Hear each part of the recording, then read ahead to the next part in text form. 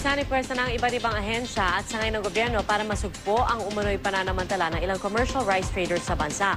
At kabilang sa ikakasang hakbang ang pagsasagawa ng raid at inspeksyon sa mga bodegang bigas at pagigpit sa delivery at pagbebenta sa NFA rice. Narito ang aking report. Nabisto noong nakaraang linggo na nire-repack ang NFA rice sa mga commercial rice sacks sa Marilao, Bulacan. Sa Malolos na diskubring ang Thai rice, hinahaluan umano ng broken rice o yung para sa hayop. Paano nga ba susugpuin ang problema ng pananamantala ng ilang commercial rice traders sa bansa? Yan ang target ni na Presidential Advisor on Food Security and Agricultural Modernization Kiko Pangilinan, bagong talaga ang NFA Administrator Arthur Juan at ilang opisyal ng NBI na dumiretso sa tanggapan ni DOJ Secretary Laila De Lima. Sa Memorandum of Understanding na pinirmahan nila, ang NBI at CIDG ang katulong para magsagawa ng mga raid at inspeksyon.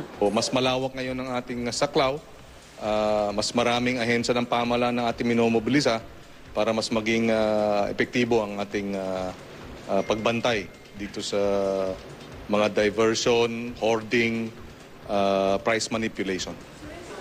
Una nang inirekomendang kasuhan ng profiteering ang mga tauhang naaktuhan ng Bulacan PNP na nagre-repack ng NFA rice sa mga commercial rice sacks. Pero dahil kulang sa ebidensya, hindi nakitaan ng probable cause ang reklamong hoarding at pagbuo ng kartel.